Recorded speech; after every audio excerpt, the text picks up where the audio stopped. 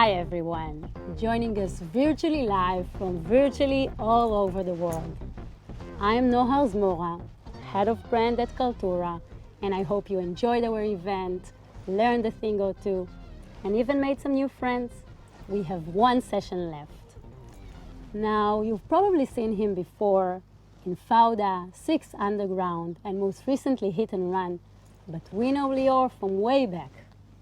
About a decade ago, he was involved in the early days of Kaltura, and we stayed in close touch ever since. Please welcome producer, writer, actor, and former marketeer, Lior Raz. Thank you. Hi, Lior. We're thrilled to have you with us today. We know how busy you are these days, en route between Hollywood and Tel Aviv, so thank you very much for joining us today. Thank you for inviting me. For sure. I'm very excited to talk to you today. You have an extensive body of work. Most people probably know you from Fauda and Hit and Run, but what many don't know is that you also have a background in marketing. Could you walk us through your journey as a content creator and explain how marketing ties into all that?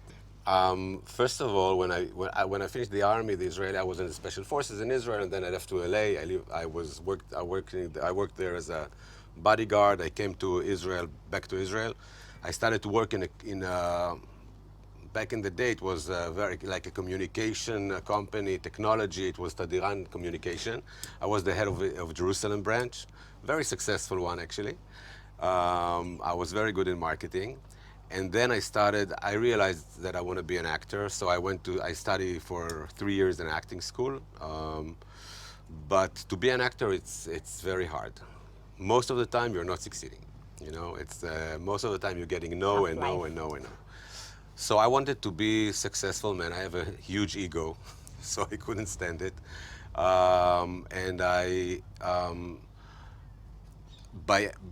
By chance, I was visiting the biggest phone company in Israel called Cellcom, just visiting a friend. I met the head of marketing over there. We said hi, we switched phones, and then I went back home. I was on my roof, drinking beer, like an unemployed actor, getting a call, and this guy saying, "So Lior, you are producing commercials, right?" He mixed me with another person. And I said, took me 5 seconds. Of course I'm producing commercials. And then I opened my first production company of commercials. And I was very good in creative. And there is the company called BBDO asked me to come and to be a creative director over there. I came and I've been creative director over there. And then I was the head of digital in BBDO. And Actually, I know that you're one of the digital marketing pioneers in Israel and BBDO specifically. Yeah, we started, it was kind of a guerrilla marketing. Nobody knew how to attack this field. And from the second I started to work in BBDO, I tried to convince everyone to move to video. I thought that the best marketing is through video and through emotions. And not through banners, not through anything else, not through text, no lines, no good copywriting. It's all about content. And we started, I think I was the first one in Israel who took a huge Philips, the shaving, and I did just for them a huge event and a huge TV show, just for them. They paid, nobody knew it's Philips paid, so it was probably not legal back in the day, but that's what I did. And so I thought that through content you can market and you will touch people's emotions, and through that you can sell whatever you want. Lior, let's admit it. You are a master at keeping people glued to the screen and on the edge of their seats. Could you clue us in on some secrets to making awesome and addictive content? First of all, there is no secrets because you can never know, you cannot predict if something that you write is going to be a hit or not.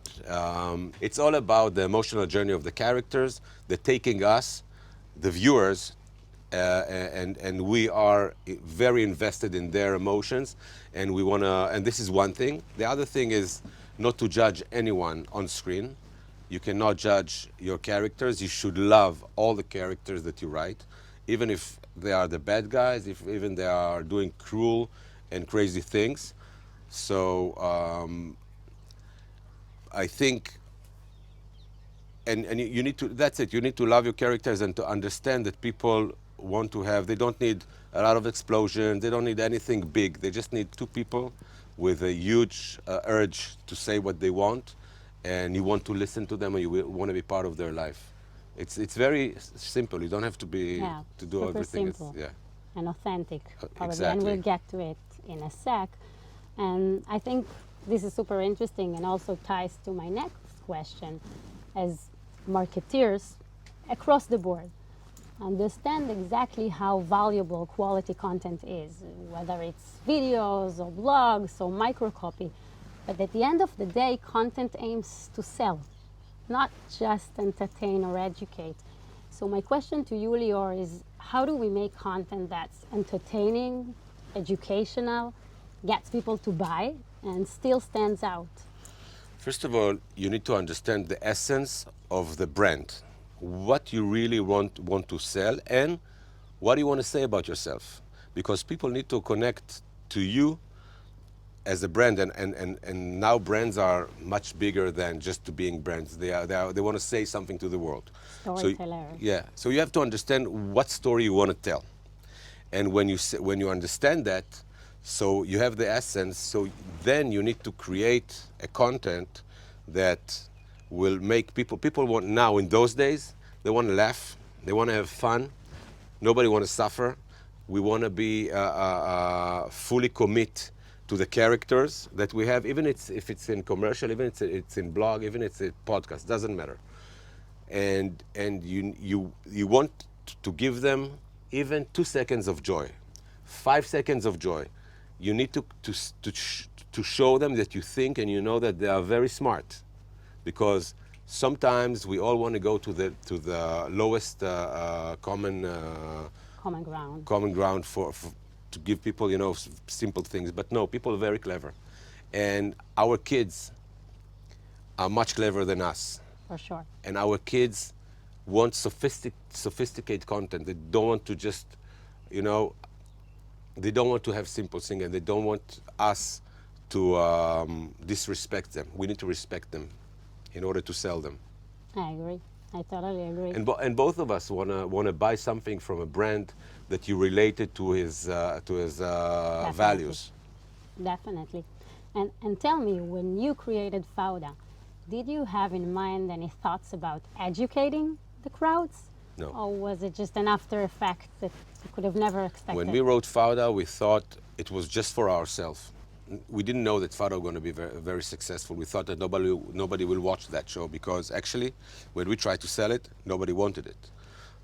There was just one person who really believed in our show, and when we started to write it, we didn't expect anything. We just wanted to puke the thing that we had in our soul, in our heart, in our mind for years, about our service, about the mental price that we paid for what we did. So we just wanted to write something kind of a healing process for us, for me and my co-creator Avi Zakharov. And we didn't thought that we're gonna change something in people's minds and hearts. But in the end of the day, we know that Fauda did make a change, and I'll give you an example that like a month ago, I think there was a huge article in one of the Egyptians newspapers that said that because of Fauda and Hit and Run, we changed the point of view of the Arab young people in the Arab world of how Israelis looks now, and how to, because this is the first time that they see that we are human beings in a way. They're doing bad stuff and good stuff, that we are, like all the people in the world. And so it's really, really changed the way that they see us. And I know it because I'm traveling all over, even in the Arab world, and I see the change that it made in the perspective of people, how they see Israel, and also Israelis, how they see Palestinians. So we didn't try to do it, but it happens. Amazing. And as you probably know, the world of marketing is full of mantras, right? About what works and what doesn't. And this is especially true for content. keep it short and simple, they tell you, or writing is rewriting, and many more. When the competition is so fierce, I think we all try to do things differently and push the envelope. But can we really know in advance how well our content will be received? And are there any general rules you follow to create popular content? No, you can't. You don't know, because if we were know about how to do it, so everybody, if there is any recipe for that, so we all probably would be very successful content makers. There is a saying you said about mantra. You know what's my mantra? What? Relax, nothing is under control. You cannot, you just do your best, challenge yourself. Don't think about the audience. Don't think about what people will love or not. Just do the thing that you think that's going to be good. And if you do good, it will be probably good. Right. And let's talk about another challenge, budget. Most businesses don't have the resources or the deep pockets that Netflix, but even smaller media companies have. As someone who's been on both high-end and low-budget productions, is there a way to create awesome content without significant resources? With nothing. Really? With $5, I can make you great content. Really. You just need to have a good idea. You see in YouTube people doing amazing things, so many people watching it, just someone with a guitar in Nicaragua sitting on the beach and doing something. Or a woman dancing in a way that people never thought that she will dance. Or someone who put lipstick on his belly button and do something like, I don't know what.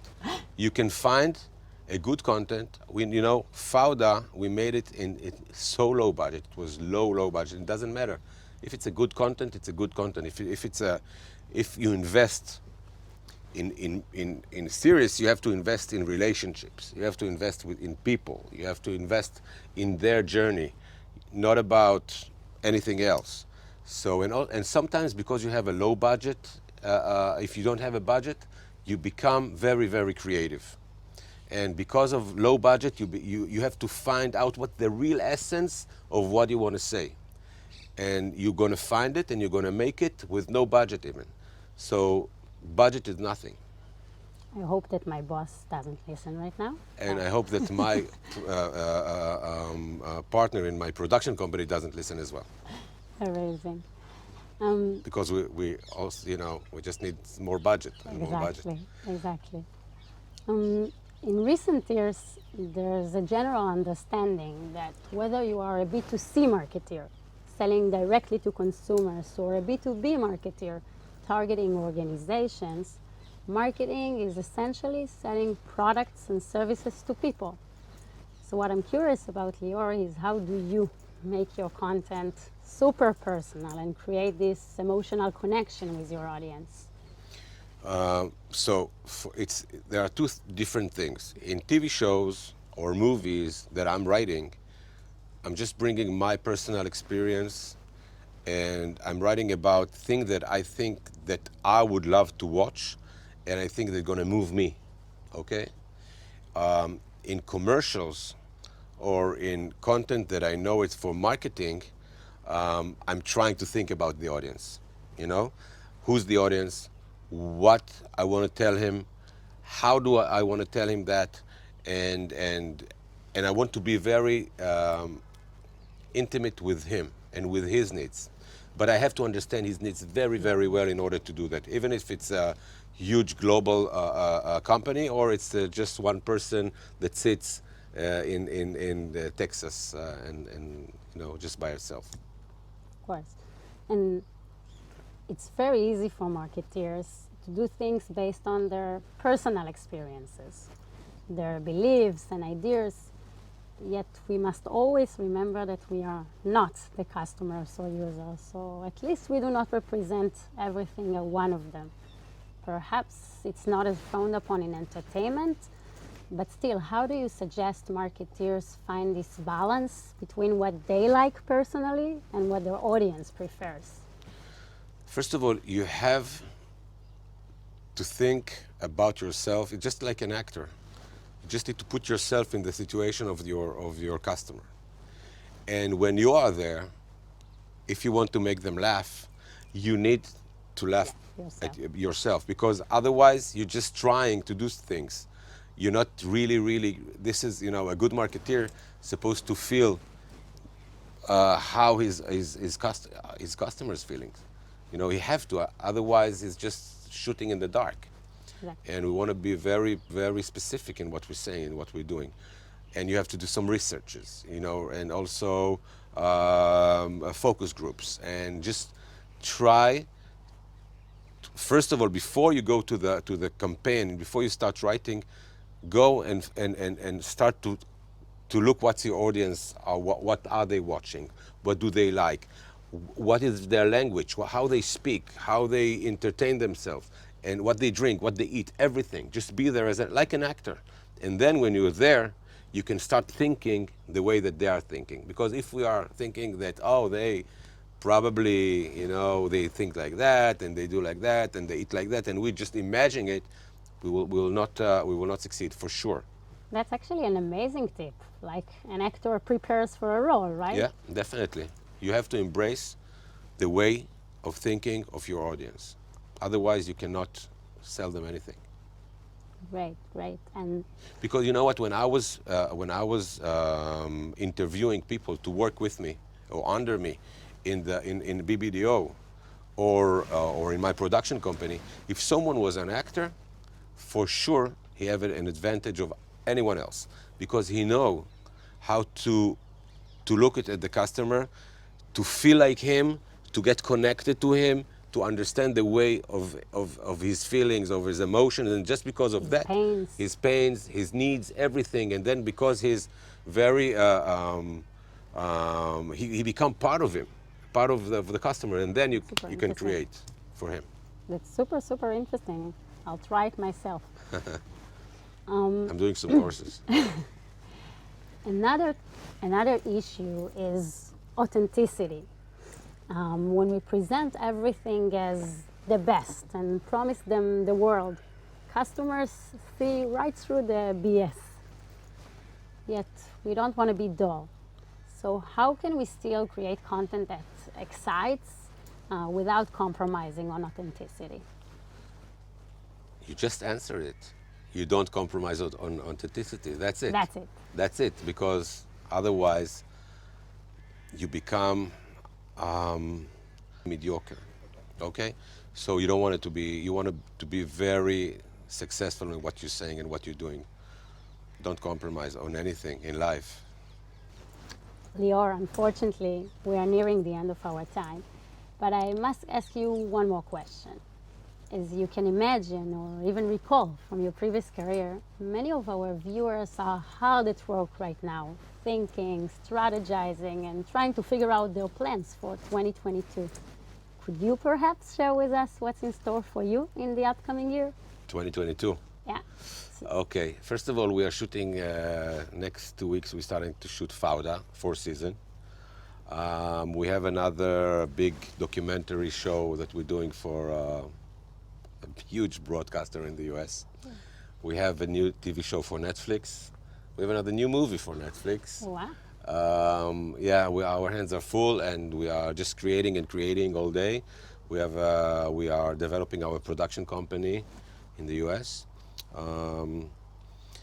That's it, and I'm trying to be with my family.